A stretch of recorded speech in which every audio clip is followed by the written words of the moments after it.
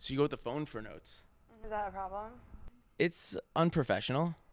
Why is it unprofessional to have notes on my phone? You're already roasting me and you just got here, Dylan. I know. I'm not ready for this. I'm used to being the host, so I need to like get into guest mode. Yeah, I don't know. It's just like kind of not classy, I guess.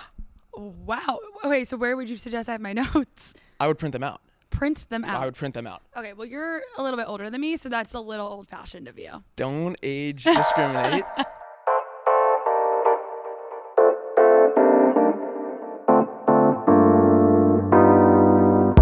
well, Dylan, thank you so much for being here. I'm so happy I convinced you to talk to me today. Do you remember how we met? Actually, we met a year ago today. 1 year ago. I have it saved. You have it saved? No, I have it I saved. don't. You reminded me because you actually do have it saved. I do have it saved. We have a photo from when we met 1 year ago today at Rocco's Sports Bar. Haven't been back to Rocco's since. But do you remember how we met? Because I don't think you do. I remember seeing a few girls that I was interested in talking to. Okay. I believe you were in that crowd, and we just started shooting the shit a little bit. Yeah. Right? It wasn't that deep at first. No, it wasn't deep. You were with your married friend. Yes. Shout out married friend. Yeah, shout out. I forgot his name, but you were at the bar. I was standing with the girls. You were sitting at the bar. We were chit-chatting, good vibes, and then I sat down with you, and then you showed me your ID for some reason, like 20, I don't know how long it was into the conversation. And then I'm like, okay, Dylan, New York, whatever the height was. And I was like, I'm a tall girl. Like, I am 5'9.5", 5'10". Let's be real. I round down all the time, but I'm 5'10". And I was like, oh, fuck. Like, this guy's great, but like, I don't know. I just don't know if I can do it. And then you got my number and you were like, if you can get over the height, like, let me take you out. And I think I said, I was just breaking up with my ex at the time, not in the headspace. So I was like, I don't know. I don't think like now's the time. Fast forward. A week later, on a date at St. Tuesday. Both of us were on separate dates. Not with each other. Sorry, not with each other. Not with each other. You couldn't get over the short king aesthetic. You're right. That's really what it is. And that's really horrible of me, honestly. I think, well, first off, I feel like I've been blessed in two ways. And this is not a Call Her Daddy podcast, but I've been blessed in more ways than one. But I think what I can say is confidence is something that I have been blessed with. And so not the tallest guy in the world. For me, it's sometimes weird with someone who's like, I'm a tall girl. You're tall. Yeah. You're tall. I'm confident. But you don't care. You're like, confident. I'll shoot my shot with the 5'10" girl in the bar. I have to say, I make up for it in other ways. Okay. I'm just going to leave it at that. We'll leave it there. And sometimes it works with the taller girls. Sometimes it doesn't. But we now have a lovely relationship as friends. And so it was really a win-win for both of us. Such a good point. I just remember seeing you. I'm on this date at St. Tuesday, and in you walk with your date. And not only are you at the same bar, but you sit at the table directly behind me and my date. This is revisionist history. I was seated first. No. You came I was there. Oh, yeah. I was there, and you walk in, and I'm like, holy shit. We played it cool, though. No, it was super cool. All good. Nothing but love. It just was like, that has genuinely never happened to me before. So that was a first. And now, we're still out here single, playing the field in the Jewish circuit. It's all good. You've come to Shabbat dinners. I'm proud you. Proud you. I like Shabbat dinners. And yeah, playing the single life. Yeah. Kind of crazy. Okay, so Dylan, who the fuck are you? Okay, wow. Who's Dylan Hattem? I think first and foremost, like, no bullshit, all around good guy, super loyal. I love my family, and an overall just honest person. I think that's kind of like the canned response. In terms of like who else I am, I'm a go-getter. I'm a hustler. I have really no fear. I don't believe, nor have I ever really had any awkward situations. My body has never really let me feel awkwardness before, and that's allowed me to branch out in a lot of different ways in my life. That's allowed me to start different careers, different businesses, meet friends in all walks of life, come to podcasts like this where like I have no idea what to expect and just said like, let's go for it.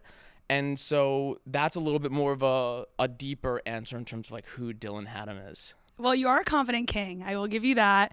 You're no longer going to be short King Dylan in my phone, but confident King Dylan. So I'll take that. Thank you. I'll go ahead and change that right after the podcast. But that's a great description, a loyal guy and a hustler. And that's exactly why I wanted to bring you on here and chat with you, because I feel like you're a serial entrepreneur, or you at least were in a past life, maybe in your 20s. So I want to walk through your 20s as an entrepreneur and kind of where you are today.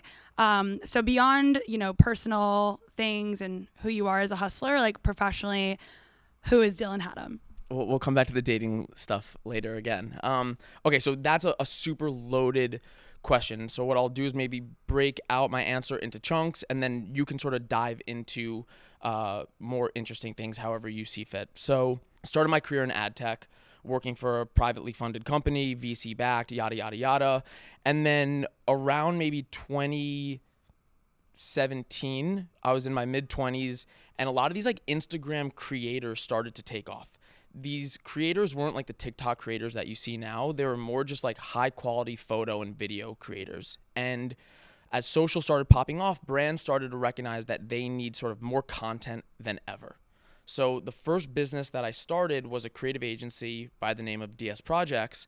And the idea was to work with essentially the biggest companies in the world to help them create almost like always on social content that was super organic, very authentic, and working with these creators that weren't necessarily in their Rolodex in terms of like the production agencies that they were normally working with.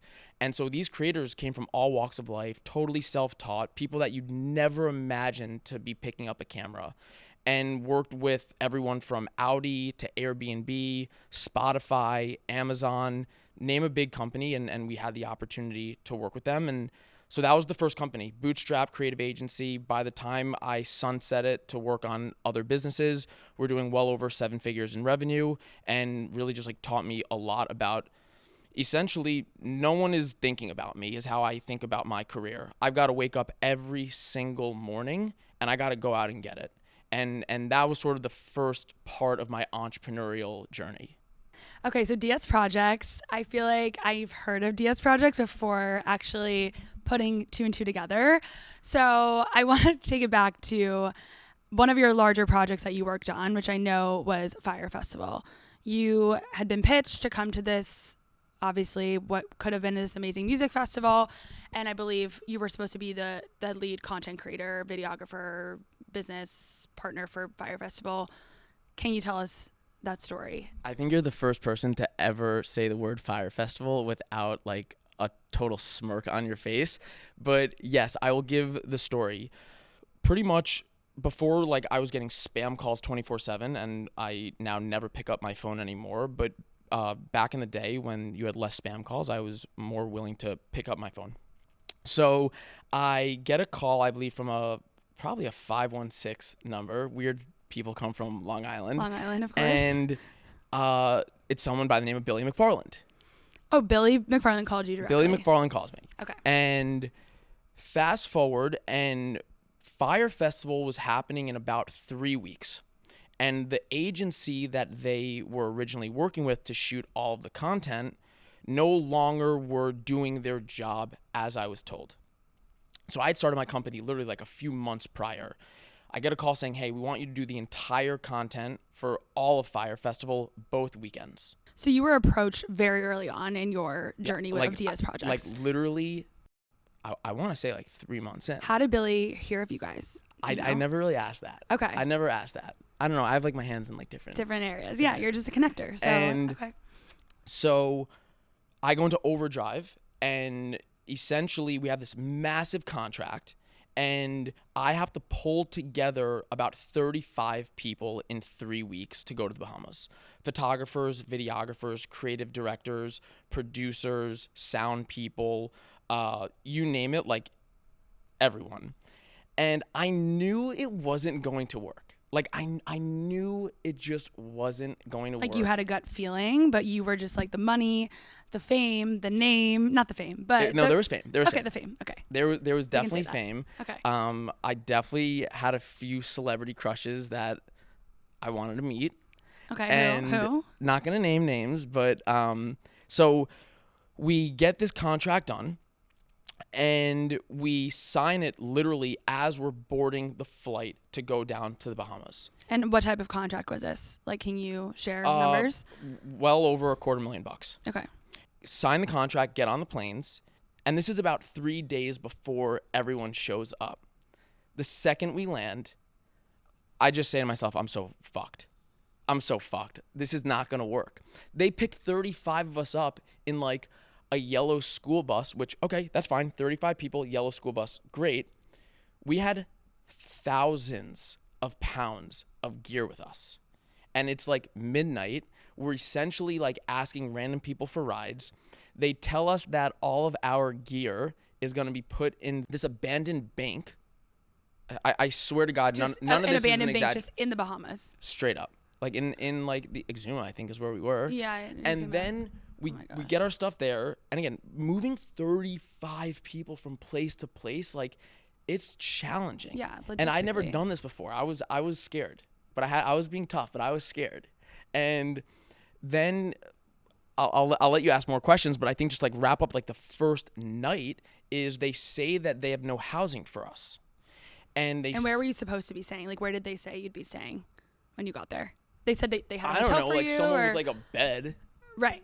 Like, I don't know, something with like 4 walls, I would imagine, not in the middle of the ocean, which is where they ended up putting us. So they put us on this like crazy ship that was like no one spoke English on. And we were like in the middle of the ocean, and they brought us there on like the emergency rafts. I swear to God. And then like we get there and it just goes from like bad to worse, where even that first night they tried putting like the females that we had brought down with like random male crew people to sleep with. Not okay.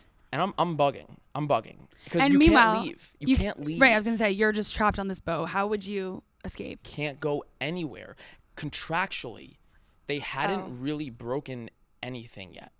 And so that was like the first night, and happy to go into like what eventually happened, but that gives a taste of like the first like 6 hours of being there. So when you got off the plane and got picked up by this school bus, was that the moment that you realized, oh shit?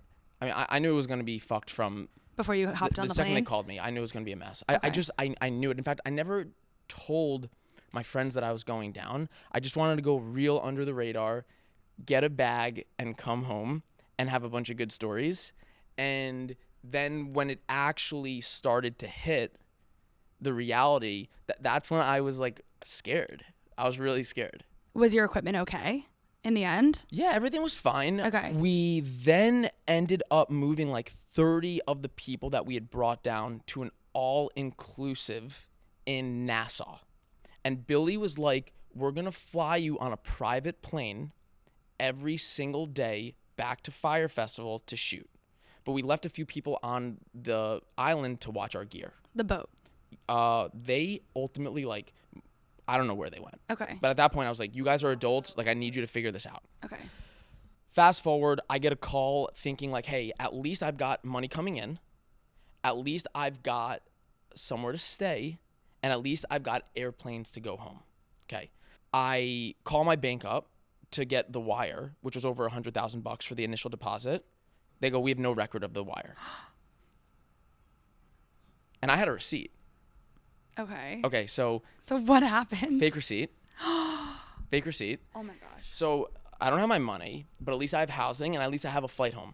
Okay. 12 hours later, I get a call from the front desk. You have 30 minutes to get all of your stuff off the property because the credit card that was on file is no longer being accepted. So Billy's and Fyre Festival's credit card was being declined. But at least I had a ride home. A flight home. So at that point, this is now like when people start going down the cheese sandwiches. So the festival's about to start. Yeah, and we have 5 people on the main island. The rest of us are like, everyone's like honestly like just drunk and having a good time. I'm the one stressing. Yeah. Call up the airlines to move everyone's flight because like I'm like, hey guys, you're going home. Airlines say like we don't have any records of the flights. And so at that point, Disaster. Literally sat down with our producers, just like put my company credit card down on the table and was just like, get everyone flights home. So it's like, where are you going? LA, $800. Where are you going? Germany, $1,200. Where are you going? Miami, $500. blah, blah, blah, blah, blah, blah, blah, blah, blah, all good. The 5 people on the main island, they couldn't fit their gear on the plane. So we had to charter a private plane to get them to Miami.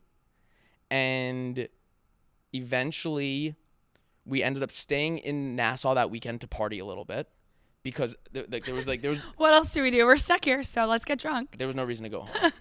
Okay, I have so many questions. So basically, you had to charter flights home for 35 people, pay for that on your own. How much money did you end up actually losing? Not only that, but I also actually paid out a large portion of everyone's contract that I brought down. Okay, that was nice of you. Even though I just started the company, even though like the company was totally bootstrapped, like there was no outside funding at all. There was no like family money that was running around. But for me, reputation is number one. Like you'll never meet someone in business that said that I did them dirty. It doesn't exist. I've never done someone dirty in a business setting in my entire life. And when that happened, no one cared that it was a first-time founder. No one cared that I was bootstrapping. They're thinking, you're a professional. We flew down, cut the check. And so I cut the check, and it added up to like well over $100,000. Holy shit. Yeah. All you can do is laugh about it now. Well, now, it's like, yeah, of course. It sucks, but life moves on. I turned that into like a lot of really awesome opportunities. And so I parlayed that actually into just like a really expensive like marketing campaign for my agency. Okay, so let's talk about the positives of Fyre Festival, the lessons learned. What were your top 3 lessons learned? Because I feel like this was this shiny object in the beginning. Like Billy McFarland's calling you. Holy shit, there's going to be celebrities there, influencers, like all the right people. Like he was selling you and everyone else on this dream of this amazing festival. And you kind of got caught up in that, right? So what have you learned from this experience? Biggest lesson, I'm only going to focus on the first one, and then as I'm riffing, I'll think if there's any others, is you've got to go past Google page 1. Everyone has a pretty first page on Google. And this is for people out of college who just graduated. This is for executives. This is for people who are investing. This is for anyone. Billy was a successful, cool entrepreneur with a dope loft down in Tribeca that every millennial wanted to hang out with. Google page 2 and 3 were a little bit of a different story. Yeah, so what did those pages say about He's Billy? a schemester. Okay. He's a schemester. Like, so prior to Fyre Festival, like this wasn't new. Like he had already had this reputation, but this was obviously put him over the edge and ultimately in jail. yeah, But before this, what was his track record? wasn't good. Okay. Like, again, page 1 was good. Yeah. But if you dug into the details, you dug into like the reviews that weren't paid for, then you'll see someone who wasn't doing clean business. And so I would have like made sure that wire hit before I flew down. That to me is super important. And then again, number 2 is you got to protect your reputation. You have to protect your reputation. Like, and even I know someone right now, 2 kids that I know, both public personas, and they're going through some really bad shit with their business relationship right now. They're really young, super well known, and they're fighting really dirty with each other right now. They need to like take a beat because they've got another 60 years of their life to go through, and no one wants to go bad someone who's negative or someone who is doing someone dirty. And so protect your reputation. And I've written this down before, but like live to fight another day. That's what you got to do. You got to keep going. You have to keep going. I feel like it's pretty, I think, inspiring that you're saying that. I feel like at such a young age you started DS Projects, right? Like how old were you at the time? I was probably like 26 maybe. Yeah, that's pretty young. Yeah. I guess, how did you learn to be able to protect your reputation and how that was so important to you? Where did you learn that from? I would say half of it probably comes from within. I'm like a paranoid person, I think, too. And like, so like, I don't want negative energy around me. So I think paranoia probably does drive a lot for me, but it comes from like something that you can't teach. And then the other half is good people around you. That's so critical. So I had my dad who, legend, came from like lower middle class, Queens, New York, put himself through college, put himself through law school. And like before he retired, dude went to the top of his profession. Having him as someone to bounce ideas off of, and someone who has gone through 60 years of their life, allows you to recognize that like there's a bigger picture out there. And I'll give just like one anecdote for like the kind of person he is. He retired literally like I think 5 or 6 months before COVID, and he'd been in the company for 25 years. And he put the guy who took his job as the general counsel, the head of the legal department, in the role, who'd been in the company forever. I think like 2 months into COVID, the guy who he gave the position to said, like, I can't do the job. My dad's retired. He's done. He's chilling. We're hanging out. It's COVID. He's relaxing. My dad just jumps back into the seat of being general counsel without any sort of crazy contingencies, without being asked. Like, he just jumped back into the saddle and he got shit done. And like, he didn't do it because he needed to. He didn't do it because he cared about like people thinking he's a hero. He did it because like he's a good guy, and he wanted to keep like the company going. And yeah, it's just like pretty heroic to think about. You know, he's not like going to war or anything, but still pretty interesting how he jumps back in the saddle just like that. Yeah, no question, no hesitancy. Nada. He's like, I'm just gonna go ahead and do this. Maybe not for myself, but for the company. Yeah, that is really inspiring. So you've obviously learned a lot from your dad, taken a lot from him. The hustle grind mentality definitely comes from Papa Hattem. Yeah, Hattem. I just have a quick question. So getting back to the Fyre Festival thing, and then we'll drop that. Billy McFarland is coming back for Fyre Festival too. Would you go back to Fyre Festival? He owes me a ton of money. Legally, he owes me so much money because of what we went through, and I'm not going to go into specifics, although it probably is public information. If I got a free trip to go. What if The Wire was there? You had everything up front. I'm never going to get money from him. If I get an email with the flight, with tickets, yeah, I'm going. I would go. You would go? Yeah, I would go. Okay. It's been a long time. Yeah. But he still owes me money. Yeah. Maybe one day I'll get it. I got money from his people. Okay, as long as the people got it. He's talking a big game right now, though. He's like, I know I owe 1 million people, so here we go, round 2. He's a piece of shit. Got to make up for it somehow, I guess. Redemption tour. Yeah. Okay, so DS Projects. I'm sure the horribly negative experience from Fyre Festival somewhat launched your success as a business and an entrepreneur. So did this kind of taint your image of like, oh my gosh, why am I an entrepreneur, or make you question your kind of identity as an entrepreneur at the time? No, because I held tall, no pun intended, but you know, like I did my thing, and in fact I survived. And so true story is, got home, probably took like a week or two to like get my mind right, sent an email to Founders Entertainment. They're the ones who throw Governor's Ball Music Festival, and I sent them an email and I said in the subject line, I need a W. And I told them that I've got North America's greatest festival content team ready to shoot when you're ready for GovBall. Let's get it going. We got the contract to shoot all of the content for Governor's Ball Music Festival. Hell yeah. That's a dub. That's a dub. And you were hungry and you went out for it, for what you wanted. So that's also really admirable. And I want to talk a little bit more about that, because I think that also is just your personality as a hustler. You're not afraid to ask for what you want, it seems like. Would you agree with me? Yeah, I said it earlier. You know, I didn't go to Stanford. I've never worked at a large tech company. In my mind, no one is waking up, at least professionally, and they're thinking about Dylan Hattem. That is how I go through Monday through Friday. No one is thinking about Dylan Hattem. So I got to go out and get it. And it's not about being thirsty. That's the thing. I think people get it a little twisted. It's okay to be hungry.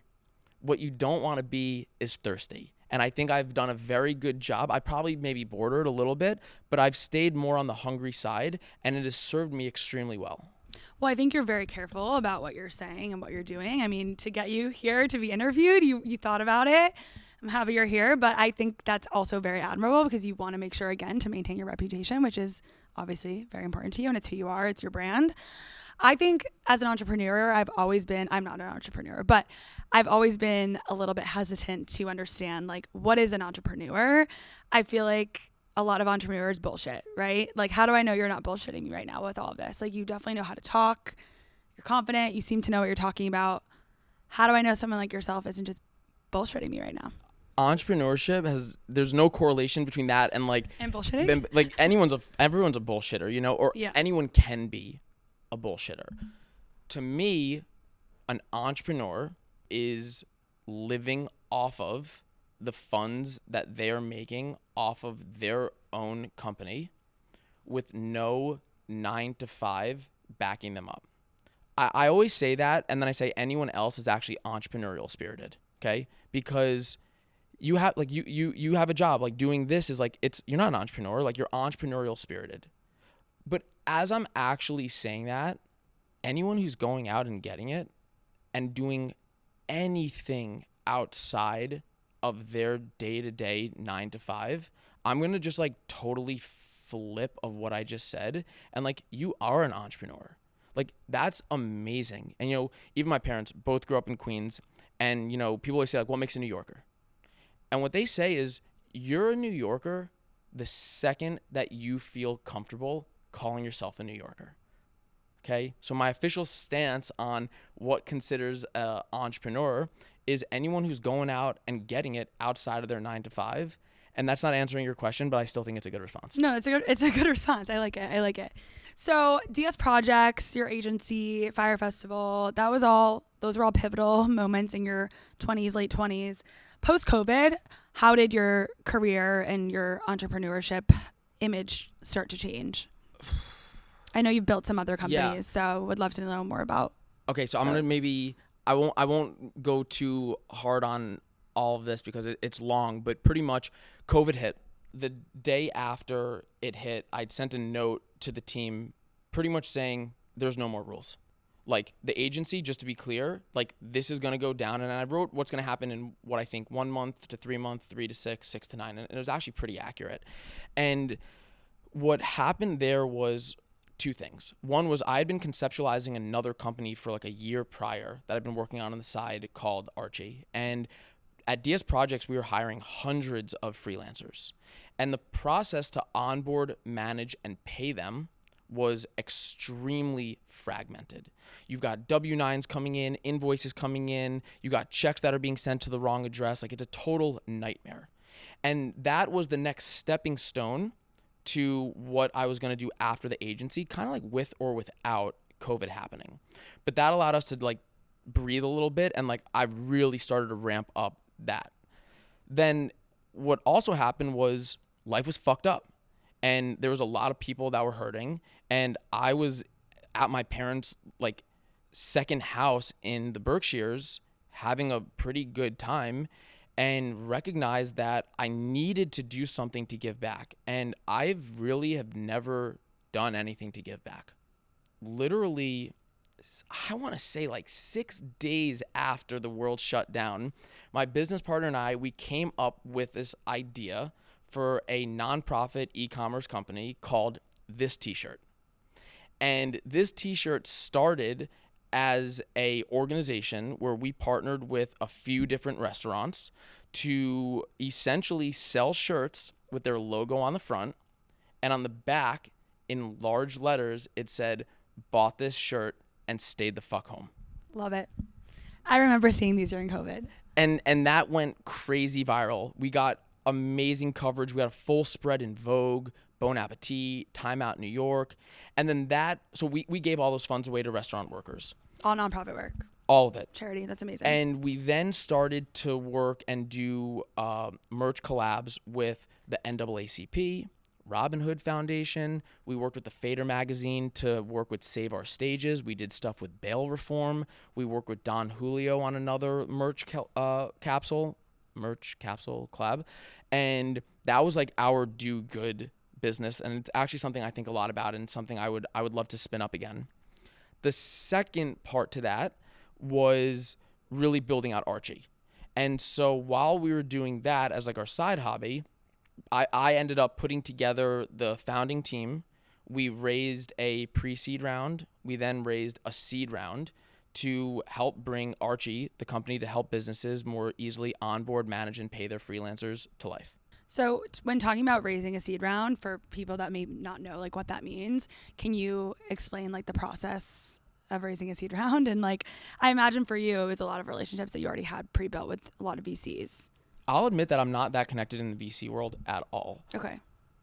The fundraising world is really chaotic. And so this is like a whole episode in itself, but you have different sort of raises that you can do. Some people just do like friends and family. You know, I just need $40,000, $20,000 to get something off the ground.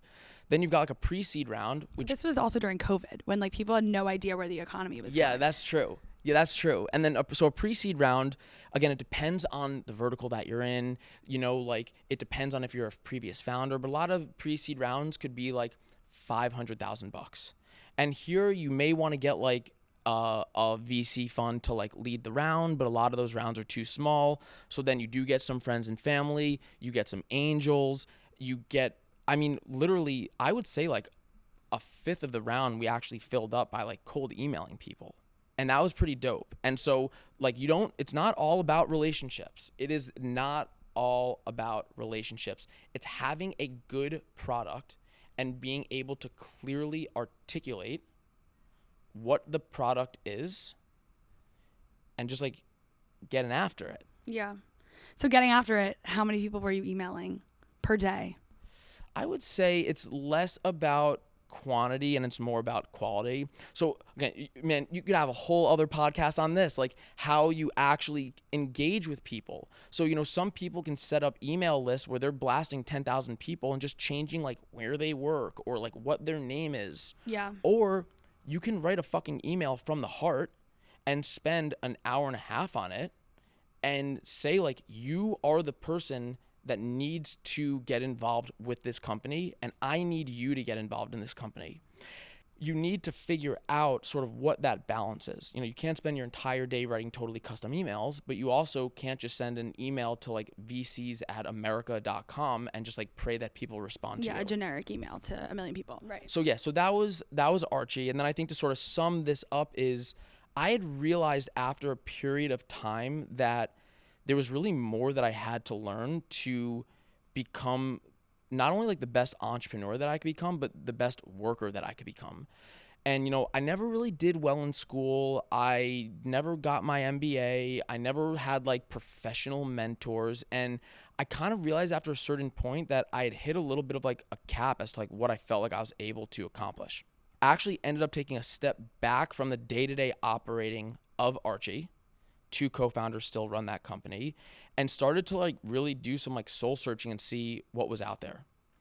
The beauty is having like a really solid network, and again, not being like a sleazeball and like having a good product being myself, is I got a ton of inbound interest from people in a ton of different industries.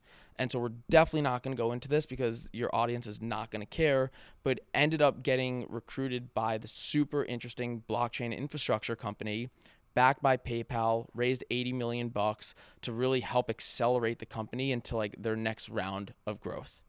And so currently, I guess not an entrepreneur right now, entrepreneurial spirited, but extremely grateful for the journey that I've been on and the people that have helped get me here, and grateful for myself for the ability to keep going, because this whole conversation's been smiles. I've been smiling the entire time. There's chaos that is going on up here, like throughout my work life. There's sadness, there's hurt, there's struggles. But you just gotta keep going because there's no other option. I like that. Got some good zingers here, Dylan. It's true. It comes from the heart. You have some good lines. Or the heart's here. The heart. This is not bullshit. Yeah. This is not. Trust me. There's sadness. 100%. There is sadness, but every single thing that I've said today, this is not like pre-rehearsed. This is not some like like, I don't need to like fundraise right now. I'm not getting business off of this. Like, from my heart, I love this. This is so incredible. And I'm happy for you. I think this is amazing. You're getting out and getting after it, and you wanting me to be on this. Like, that's dope. And I love that. That's what life is all about. Yeah. Paying it forward as well, I think, is really important. And again, it all goes, well, you said it's not all about relationships. I believe it is all about relationships. They help. Building your network, your brand, that is really important. And I'm sure that is also what led you to your current job in the blockchain world, which, again, won't get into that because I don't understand anything Web3 blockchain. It's not a scam, I promise. Okay. That's good to know because, you know, it seems like a scam. But okay. So my last question for you is, in terms of making money, what has been the most profitable business that you've started at this stage in your life? The agency. Oh, I was cooking. That was amazing. Crazy margins. I had limited to no overhead at all. I didn't have to pay any investors back. That was straight, like, my money that I put up, that when it came in, went into like the business account, but like I was 100% sole owner of the money. That's entrepreneur life. And with Archie, that was more of a VC backed company that hadn't hit product market fit. And so you don't take a large salary off of that. And without an exit, you're not getting that crazy cash influx. This t-shirt, we gave all that money away. And then 9 to 5, that's a different sort of set of money, I would say. I would say that's much different comparing that kind of money when you're working for a well-funded company with a ton of revenue coming in. Ultimately, when you're working at a startup, or when you are running a startup, you really want that exit liquidity to come in. So what's next for Dylan Hattem? Will you go back to being a serial entrepreneur, or do you think you'll continue up the chain? And I don't know if you can answer this, but I have a crazy cousin who's I have him in my phone book as Gandhi, actually. He's amazing. And what he says is, if you're depressed, you're living in the past. If you are anxious, you're living in the future. You're at peace when you're living in the present. All I can be is in the present right now, because then too chaotic up there. It's chaos. Okay, I understand. Yeah, so, I feel like you're very go, and that's why I was curious, like, what's next? Yeah, right now you can't sit still. I'm socially, I absolutely cannot sit still. Like I'm okay. I'm everywhere. Professionally right now, I love that I'm learning. I love that I'm in this really interesting new industry that is not all a scam. I'm able to meet a different group of people, and I'm just like observing right now. Okay. Yeah. Okay, so right now you have the 9 to 5, so that's how you're making money today. What else are you doing? What are your side ventures, and how else are you able to make some cash? No side hustles right now. I'm so thankful I don't have to have a side hustle right now. That's the beauty. Okay. That's the beauty. But even like real estate investing. So, yeah. Because that's not necessarily a side hustle, but things that are, what's the word? Passive income. Passive income's bullshit. There's no such thing as passive. Actually, I did have passive. This is actually a true story. Is the last 2 years, maybe for 3 years at DS Projects, we had one client that stayed on, and we actually lost them like 6 months ago. I swear to God, I would invoice them at the end of every single month and just get paid 24 hours later for work that I was just giving out to someone else. That actually was the craziest like money grab I ever had. That ended though. We lost the client, unfortunately. How else look, yeah, there's like angel investments, but I truthfully think a lot of that's bullshit. I really do. It's like actually on my LinkedIn, I'm probably going to take them off. Like it's pretty pathetic, you know, like it's like great. Like you have extra money to throw around, like to like invest in companies, like big whoop. Douchebag. And so I think I'd rather like not focus on like what my other forms of income are right now, unless I'm the one operating the business. And right now, my other forms of income that are coming in, I'm not operating the business. And so unless we have like another podcast on how to like make money in different ways, then I'd rather just like not even go into it. That's fine. We don't need to go into it.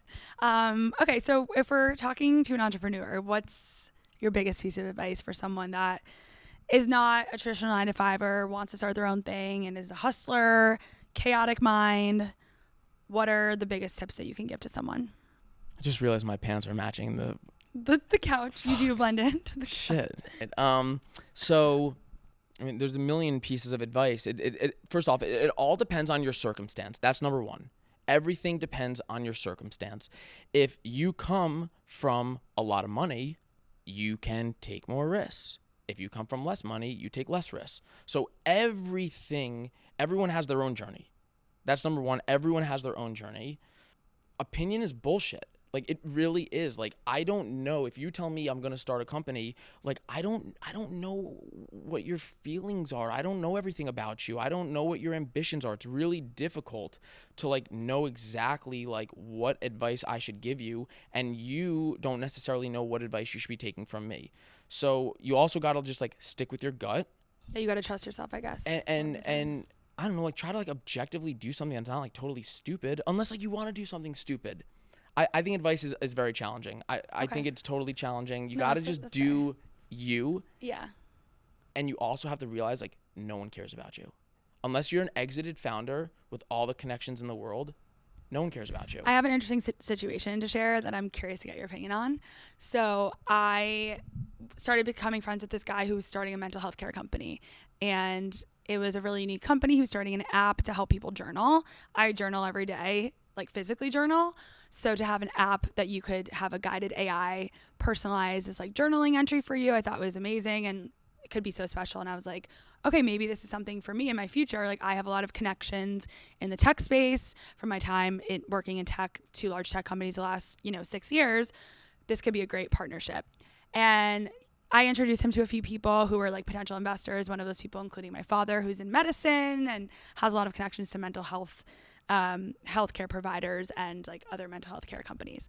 Is it appropriate to ask someone that's starting a company like this, bootstrapping a company, for a finder's fee? If you find a partner for them and I'm going out basically acting as a consultant, right? Is that appropriate or not? No.